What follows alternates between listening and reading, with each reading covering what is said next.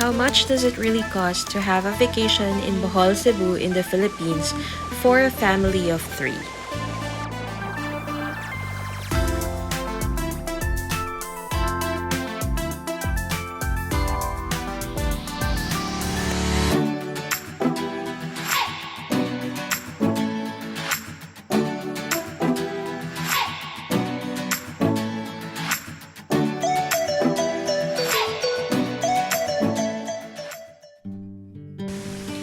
Hi guys, welcome back to another vlog.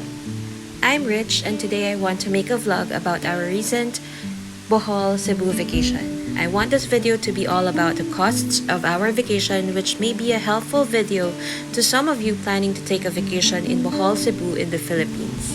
First off, I wanted to tell you guys that this is all about our own experience and how much do we really budget and spend in a vacation.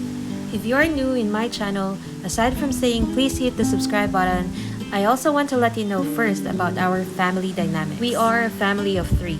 We have a son who is now 8 years old. Family dynamics is important in decision making and planning your vacation because it affects which things you need to book that will make you feel comfortable in your vacation. It is a vacation after all, so we want it to be a stress-free and relaxing one. I remember making a travel budget tips video way back when my child was still able to share beds with us. But fast forward to the present, 3 beds is now essential for us when booking an accommodation to stay. We have listed down all our expenses during our 3 nights and 4 days trip to Bohol and Cebu. As I have mentioned from my previous vlogs, this isn't the first time that we will be visiting Bohol and Cebu. So there are a few places that we already omitted from the trip. When we plan vacations, I do itineraries in advance to give me an estimated budget for the trip. I would be showing you an example. I do it in an Excel file like this. So there's a sheet for the miscellaneous items. These are usually the things that we book in advance and it gives me an overall summary of the expenses of the whole trip. Then I proceed with day 1, day 2, day 3, and so forth of the trip. And yes, I imagine how our day would go so I could estimate the costs that we might need to shell out for each day. For the food allowance, if it's a domestic vacation and we eat out at a fast food chain, I allot about 500 pesos for the 3 of us already. But if I know that we will dine in a restaurant, I would allot around 1,000 to 1,500 pesos for the 3 of us. If it's a buffet, then I'd expect around 1,000 to 1,500 per person, and these are all per meal. So far, we have not planned any international vacations post-pandemic as we were saving for something big. I hope I could share it all to you guys soon on my vlog as well. Going back, let's start off with the miscellaneous items of our trip. Our airfare from Manila to Bohol, which we have booked about a year in advance and we're lucky enough to have booked it in a promo, it only cost us around 804 pesos and 40 cents. When we booked it, we were supposed to tag along our helper at that time. But due to some family issues, she has to quit before the trip and she wasn't able to join us anymore. So this 804 pesos and 40 cents, that amount is for 4 packs. Then moving on to our airfare from Cebu to Manila. For this flight, we were not able to get any promos or seat sales, so we paid 6,850 pesos and 43 cents for the 3 of us. Then we booked our Bohol hotel months in advance, which was in An, and it cost us 10,170 pesos for 2 nights. Then our Bai hotel in Cebu costs 3,638 pesos and 39 cents for 1 night. We also booked our private charter in Bohol for our countryside tour for 2,300 pesos for 8 hours. It already includes a driver and fuel charges. We preferred booking through Klook, like I have mentioned in my previous vlogs, because this private charter doesn't have a set itinerary, which means we can basically choose the places we want to visit long as it fits the 8-hour time frame. Reason for this is because Hinagdanan Cave is not usually included in set or package tours because it is out of way, and we wouldn't want to miss out Hinagdanan Cave every time we visit Bohol, even though this was our 3rd time visiting it. It's really worth it. So going back to our day 1 of expenses, let's start off with our taxi fare going to the airport, which is 300 pesos. We checked in our flights and had breakfast at the airport Terminal 4, which cost us a total of 570 pesos. When we arrived at Tagbilaran Airport, we hired a private airport van transfer for 500 pesos. After settling down our things in our room, we didn't want to waste time and hop on a boat for our island hopping tour. We paid 3,000 pesos for the boat rental.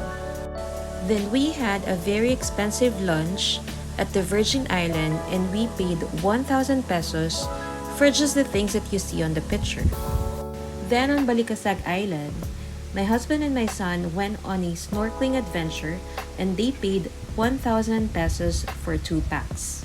After the boat trip, we rested, then we went out for dinner at the nearby McDo and it costs 400 pesos. Then we went to 7-Eleven to buy some snacks and paid 400 pesos. For day 1, we spent a total of 7,170 pesos. Day 2 was our countryside tour. We went early on for our free buffet breakfast at the hotel, but the free breakfast was only good for 2 packs. We had to pay for our son's breakfast, which was a half rate, and paid 350 pesos. Our driver picked us up at the hotel at exactly 9 o'clock a.m. First up, we went to Hinagdanan Cave and we spent 250 pesos. Next, we went to Baclayan Church and Blood Compact site, but we did not spend anything there. We then went for an early lunch and paid 2,800 pesos for the River Cruise Buffet lunch. The cruise lasted for only 30 minutes. We always try to invite our drivers to eat with us, but we were always being turned down. So instead, we gave him 200 pesos for his lunch. Then after lunch, we head on to Tarsier Conservatory and paid 300 pesos for the entrance fee. Next, we went to Chocolate Hills and also paid 110 pesos for the environmental fees. Since we had to climb a flight of stairs, we had to buy a big bottle of water for 50 pesos in the area. We dropped by at Bilar Man-Made Forest and we did not spend a thing there too. Then down to our last stop, which was Mirror of the World, we paid 500 pesos for the entrance fee for the 3 of us. For this countryside tour, we were able to visit 8 places. So first is Hinagdanan Cave, next is Blood Compact site, Baclayan Church, River Cruise, Tarsier Conservatory, Chocolate Hills, Bilar Man-Made Forest, and Mirror of the World. After the countryside tour, we went to the pool and had some happy hour drinks and snacks. We spent around 1,500 pesos for all the food and the drinks we ordered. Then at dinner time, we were supposed to eat at the hotel's dinner buffet, but we changed plans since we were a bit full from the happy hour snacks that we had. And we decided to just eat at McDo again, where we only spent 350 pesos. And we bought some 7-Eleven snacks again and paid 250 pesos. For day 2, we spent a total of 6,660 pesos. Day 3 was the day of our transfer from Bohol to Cebu. We ate our breakfast then again and paid for our son's breakfast. When we checked out, we hired a tricycle for 500 pesos to bring us to Tagbilaran Seaport. Then we went to buy Ocean Jet's boat transfer tickets for a total of 2,000 pesos for the 3 of us. Since we have enough time to eat our lunch, we went to find the nearest Jollibee in the area. We rode again a tricycle for 50 pesos, had lunch for 400 pesos, and then went back to Seaport riding a tricycle again for 65 pesos. At the Seaport terminal, we paid 100 pesos for the terminal fees. Then we took our boat transfer to Cebu, which took 2 hours. From Cebu Seaport Terminal, we rode a cab for 150 pesos going to our hotel. At dinner time, though we were just in front of the Parkway Mall, all establishments there have an early closing at around 8 to 9 o'clock p.m. So we just ordered food from the hotel and we spent 1,185 pesos. So for day 3, we spent a total of 4,800 pesos. Day 4 was our last day to tour around Cebu. First stop, we went to Capital Compound for a business transaction. We rode a cab and paid for 200 pesos. Then we went straight to Magellan's Cross and paid a cab for 70 pesos. We ate our lunch at Mang Inasal near Basilica del Santo Niño and we spent 550 pesos. After lunch, we rode a cab going to Cebu Ocean Park and paid 120 pesos. We paid our Ocean Park tickets for a total of 1,800 pesos for the three of us. We also spent 100 pesos for the lorry feeding and 80 pesos for a can of Coke. We bought our son some souvenir stuffed toy for 650 pesos. Since our flight was still at 10 p.m., we decided to go back to the hotel and have some snacks at the pool area. We rode a bus and only paid 75 pesos for us three. It was also our last chance to see the sunset of Cebu. We paid for 1,105 pesos for our snacks as we ordered a pizza and some drinks. Then we got our bags and went to the airport and paid 200 pesos for the taxi. Since we were still full from our heavy snacks, we just bought a bottle of water which cost 50 pesos at the airport. Then we headed back to Manila. And lastly, going home, our taxi fare cost 300 pesos. So for day 4, we spent a total of 5,300 pesos.